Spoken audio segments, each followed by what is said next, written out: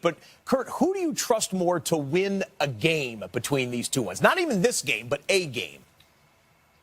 Yeah, I mean, I love the way Kirk Cousins is playing this year. I think he's playing the best football of his career. And so I'm interested to see how that plays out this season. But if I'm taking a quarterback for one game, I'm going with Dak Prescott. He has shown me in big moments that he can win big games. It's something that Kirk Cousins has struggled with throughout his career. And, you know, Dak doesn't have a problem with that, is that he's showed up big in big moments, in big spots. And I think more importantly, he's taken his team to the playoffs.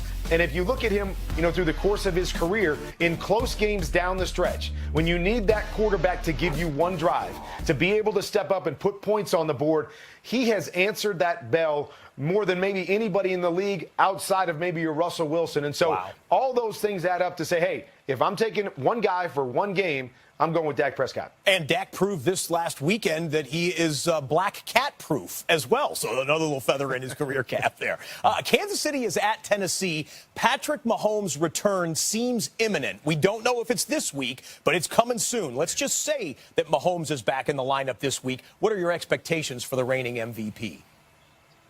Well, I tell you what, you know, with the knee injury and with the extent that it can, you know, that it can linger on, I would say that, you know, initially I would be tempered in my expectations. But then you think back, and I mean, this guy was on the practice field the next week after the injury. And so, man, I'm telling myself, he's not going to be able to go out and beat Patrick Mahomes. He's not going to be able to, you know, twirl around and go left and go right and spin around and then drop a dime from 45 yards away, is he?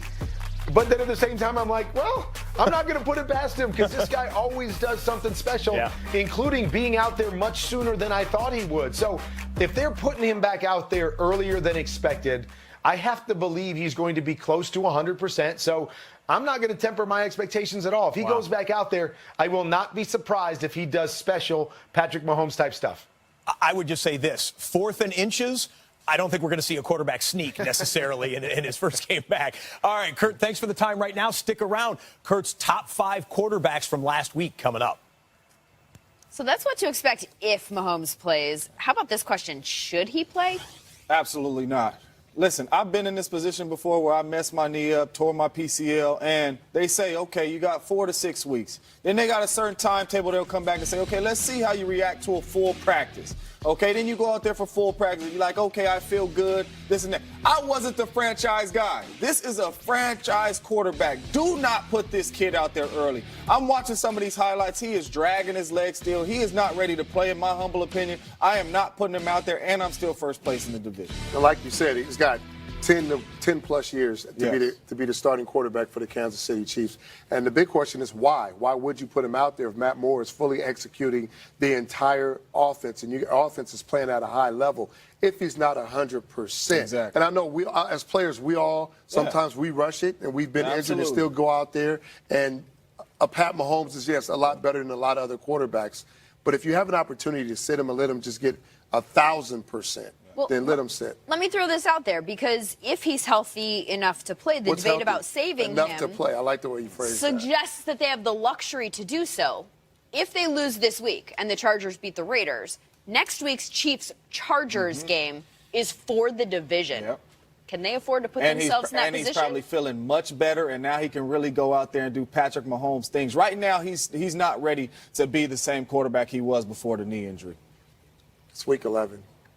Well, we'll see what they decide, and we will also be keeping our eye on what happens with A.J. Green. Kind of a weird day in Cincinnati, guys. First, we had Zach Taylor saying that he did expect Green to play on Sunday for the first time this season against the Ravens. Then they went out to practice, and guess who wasn't there? It was Green. DMP.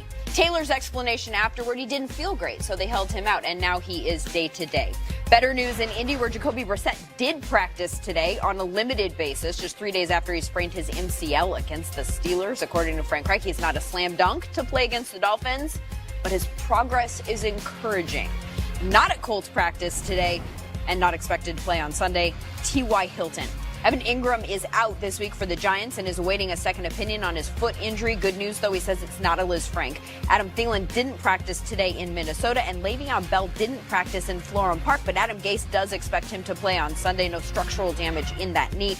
And good news for the Saints coming off the bye. Alvin Kamara did practice today. With the foot injury, the starter for at least the rest of the year is Kyle Allen, who tagged Cam Newton on social media saying, quote, "Thank you for setting the example," unquote. But don't expect Allen to talk like he's now the franchise quarterback. I mean, it just means that I got at least 8 games to play. And I have at least 8 games to help this team win and get us in the playoffs. And so, I mean, I've told you guys this before, too. I knew when I got my opportunity to play in this league, I had to take advantage of it. Now I just have more opportunities afforded to me to play the rest of the season. So we got to take advantage of it, not only me as a team, because this is a team game. Allen and the Panthers take on the Green Bay Packers at Green Bay, one of his other teams. We'll talk about that in a second. But first, Willie, react to the soundbite we just heard right there. Do you like the young quarterback's approach Absolutely. to the situation? I thought it was a great response. He's talking about the team. He's not talking about himself. And his opportunity is eight weeks. Like he said, I got 8 weeks to prove that I can be the starter for this franchise, what a lot of people, including myself, are already that you are a franchise quarterback and you are right for this system and you're going to be a free agent after this year, a restricted free agent. So there's going to be an important decision that they're going to have to make from upstairs with you. Has a winning record as a starter so far here in just his second season. Last year, he barely played at all. JJ, your guys, the Green Bay, boy, they were served up, as Aaron Rodgers put it, a big slice of humble pie when the Chargers housed them the way they did. How do you expect them to bounce back? I expect them to bounce back, but it starts with the defense, and it starts stopping the run. And the run game with Christian McCaffrey, not just in the run game, but in the pass game as well, they get this guy the ball in every which way. Right here, you see him lined up at the #1 receiver. This is a wide receiver route. This is a spray slant.